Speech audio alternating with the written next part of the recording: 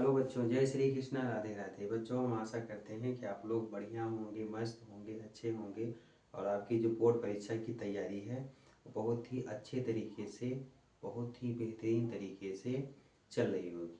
ठीक है। आज हम आप लोगों के सामने लेकर आए हैं भौतिक विज्ञान का जो है पहला लेसन है।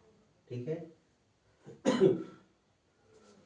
लेसन जो है वो है विद्युत आवेश तथा क्षेत्र। ठीक है। तो इस लेसन को हम एक बार इसको पढ़ा भी चुके हैं शायद। ठीक है, व्हाइट बोर्ड पर। लेकिन जो है इसका फिर से हम नोट्स तैयार कर रहे थे तो हम सोचे चलो शुरू से ही फिर से कर देते हैं। ठीक है। तो इसको जो है आप लोग देख ही लीजिए। ठीक है, ताकि आपके पेपर में एक बार रिवीजन भी हो जाए और आपके समझ में भी आ जाए। ठीक है। देखो, अच्छा, इसमें विद्युत आवेश तथा क्षेत्र में जो हमने भूमिका बनाई, इसमें आपको पढ़ना क्या क्या है।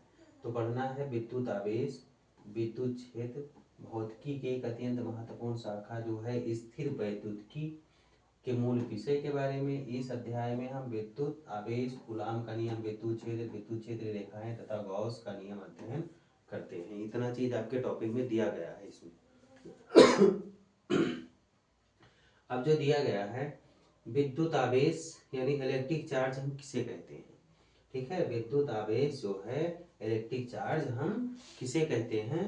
ठीक है, इसकी परिभाषा क्या है। वह भौतिक राशि जिसके कारण वस्तुएं एक दूसरे को आकर्षित या प्रतिकर्षित करती हैं विद्युत आवेश कहलाती है। ठीक है, विद्युत आवेश किसे कहते हैं। वह भौतिक राशि जिसके कारण वस्तुएं एक दूसरे को आकर्षित करती हैं या प्रतिकर्षित करती हैं विद्युत आवेश कहलाता है। ठीक है। अब इसमें जो विद्युत आवेश है इससे संबंधित आपके सामने जो है एक क्वेश्चन है। ठीक है। विद्युत आवेश को आप लोग कमेंट बॉक्स में बताइएगा। विद्युत आवेश को जो है किससे प्रदर्शित करते हैं या किससे डिनोट करते हैं। ठीक है। कोई अंग्रेजी का वर्ड है जो इसका जो है सिंबल के रूप में रखा जाता है। ठीक है, तो वो चीज आपको बताना है। ठीक है, अगर आप लोग कमेंट में लिखेंगे, बताएंगे, तो हम समझ जाएंगे कि आप लोगों ने वीडियो को पूरा देखा। ठीक है। अब जो विद्युत आवेश है ये दो प्रकार का होता है। एक होता है धनात्मक आवेश यानी धनावेश, दूसरा होता है ऋणात्मक आवेश अर्थात ऋणावेश। ठीक है। समान, ये एक इसमें रूल है कि समान आवेश क्या करते हैं, प्रतिकर्षण करते हैं, प्रतिकर्षित होता है, तथा असमान आवेशों में क्या होता है, आकर्षण होता है।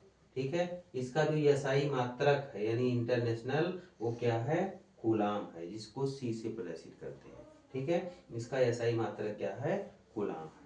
ठीक, उसके बाद में फिर जो है हम आगे आते हैं।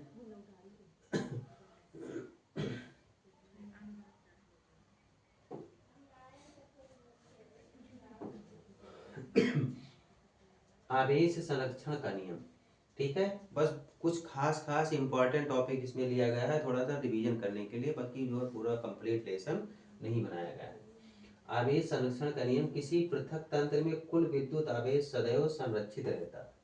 ठीक है, कोई भी पृथक तंत्र है, कोई भी तंत्र है, निकाय है, तो उसमें जो विद्युत आवेश होता है वो सदैव क्या रहता है, संरक्षित रहता है। ठीक है। फिर आता है आवेश का क्वांटीकरण। आवेश सदैव इलेक्ट्रॉन के आवेश के पूर्ण गुणज के रूप में पाया जाता है और इसका सूत्र होता है Q बराबर NE। Q बराबर NE, जहाँ n क्या है, पूर्णांक है। n क्या है आपका, पूर्णांक है। ठीक है। और अब यहाँ पर आपको एक बताना है क्वेश्चन, E बराबर कितना होता है, इसका मान होता है। तो E बराबर कितना होता है, एक इलेक्ट्रॉन पर आवेश कितना होता है, ये आपको बताना रहेगा। ठीक है। कूलाम का नियम फिर आता है। कूलाम का नियम, दो बिंदु आवेशों के बीच लगने वाला वैद्युत बल उनके आवेशों के गुणनफल के समानुपाती तथा उनके बीच की दूरी के वर्ग के व्युत्क्रमानुपाती होता है।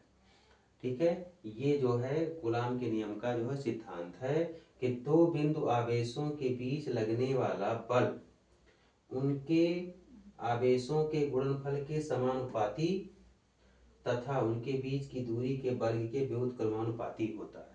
ठीक है, ये होता है कूलाम का नियम। अब कूलाम का नियम जब ये है तो इसका जो है एक डेरिवेशन भी है। ठीक है, डेरिवेशन हम आपको करके बता दे रहे हैं।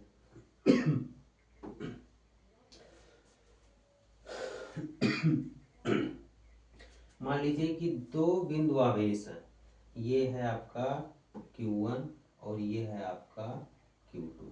ठीक है, इनके बीच में जो दूरी है वो कितनी है, R है। इनके बीच की दूरी कितनी है, R है। अब कूलाम का जो प्रथम नियम है यानी प्रथम शर्त है उन्होंने ये रखी है। ठीक है, प्रथम शर्त कूलाम ने ये रखी कि जो एक निकाय है उस पर जो दो भिन्न भिन्न आवेश दिए गए हैं उनका गुणनफल उस पर लगने वाले बल के अनुक्रमानुपाती होता है, और इस पर जो बल लग रहा है, ठीक है, वो क्या है, यफ है। इस पर लगने वाला बल क्या है, यफ है। ठीक है। तो प्रथम शर्त उन्होंने क्या रखी है, यानी कि यफ प्रोपोर्शनल Q1 Q2। ठीक, ये है आपका समीकरण नंबर 1 मान लीजिए। ठीक है, फिर दूसरी शर्त उन्होंने रखी है कि इन दोनों आवेशों के बीच की जो दूरी है वो उनके वर्ग के व्युत्क्रमानुपाती होता है, अर्थात F प्रोपोर्शनल 1/r²। ये हो गया आपका समीकरण नंबर 2 हो गया। ठीक, अब उसके बाद में यहाँ पर समीकरण 1, समीकरण 1 व 2, ठीक है, से यानी 1 व 2 को आप क्या कर दीजिए, मिला दीजिए। तो F proportional Q1 Q2 into 1/r², अर्थात F प्रोपोर्शनल Q1 Q2/r², ये होगा। ठीक, अभी इसको हटा दीजिए। ठीक है, ये चिन्ह हटा दीजिए, तो यहाँ पे रख दीजिए जो है, चाहे के रखिए चाहे 1/4πε0 और Q1 Q2/r²। ठीक है, ये हो गया आपका जो है डेरिवेशन। ये यहाँ पर जो है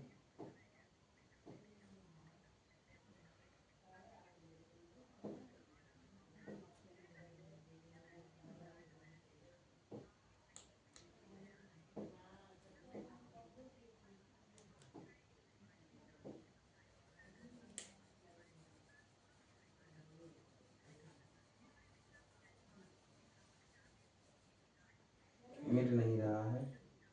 ठीक है, इसको आप लोग मान लीजिएगा। यहाँ पे हम फिर से लिख दे रहे हैं 1/4πε0। ठीक है, तो ये जो था आपका सूत्र था, यानी F बराबर 1/4πε0 Q1 इंटू Q2/r²। ये जो है आपका क्या हो गया, आपका सूत्र हो गया। ठीक है, कूलाम। उसके बाद में जो है फिर है विद्युत क्षेत्र। ठीक है, क्या है, विद्युत क्षेत्र। ठीक है, अब विद्युत क्षेत्र क्या है, यानी इलेक्ट्रिक फील्ड।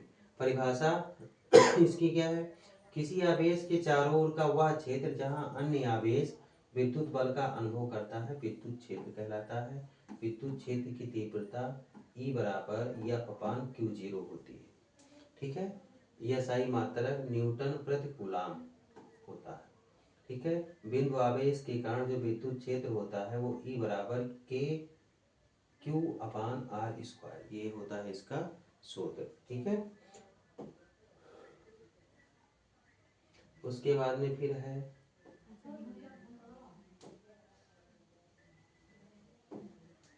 विद्युत क्षेत्र की रेखाएं। जो विद्युत क्षेत्र की रेखाएं होती हैं वो ये हैं कि क्षेत्र रेखाएं धन आवेश से निकलती हैं और ऋण आवेश पर समाप्त होती हैं। यानी वो धन आवेश से निकलेंगी और ऋण आवेश पर क्या हो जाएंगी, समाप्त हो जाएंगी। ठीक है, तो क्षेत्र रेखाएं कभी एक दूसरे को काटती नहीं है, ये हमेशा ऐसे एक दूसरे के समांतर ही निकलती हैं, कभी एक दूसरे को काटती नहीं है। ठीक है, क्षेत्र रेखाओं की सघनता क्षेत्र की तीव्रता बनाती है। ठीक है, वो जितने सघन होगी उनमें तीव्रता उतना अधिक होगी। ठीक है, फिर आता है विद्युत फ्लक्स। किसी सतह से होकर गुजरने वाली विद्युत क्षेत्र रेखाओं की संख्या को विद्युत फ्लक्स कहा जाता है। ठीक है, यानी कोई सतह हो उससे होकर जो गुजरने वाला विद्युत क्षेत्र होता है वो क्या कहलाता है, उनकी विद्युत क्षेत्र रेखाओं की संख्या को हम क्या कहते हैं, विद्युत फ्लक्स कहते हैं। मान लीजिए कोई निकाय है, ठीक है, और इससे जितनी रेखाएं होकर गुजर रही हैं वो सब क्या कहलाएंगी, विद्युत फ्लक्स कहलाएंगी, क्योंकि उनकी संख्या को हम क्या कहते हैं, विद्युत फ्लक्स कहते हैं। ठीक है, इसका जो SI मात्रक है वो न्यूटन मीटर स्क्वायर प्रति कूलम होता है। ठीक, उसके बाद में फिर है गॉस का नियम।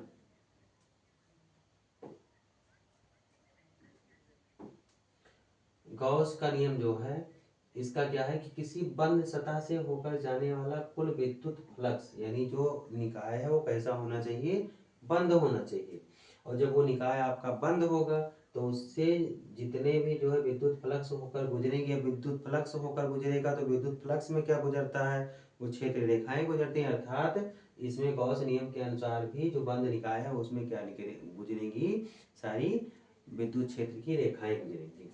सतह के भीतर स्थित कुल आवेश के इप्सिलॉन 0 से भाग के बराबर होता है।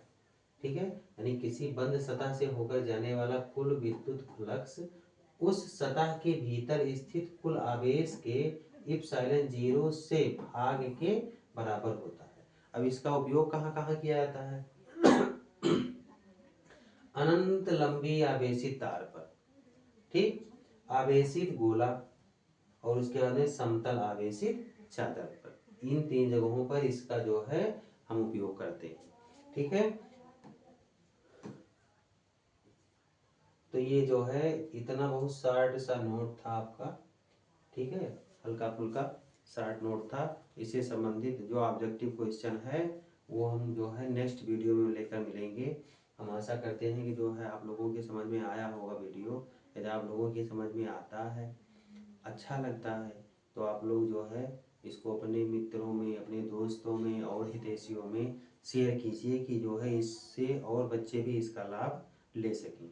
ठीक है, तो इन्हीं शब्दों के साथ में फिर जो है हम नेक्स्ट वीडियो में मिलेंगे। तब तक के लिए जय श्री कृष्णा, राधे राधे।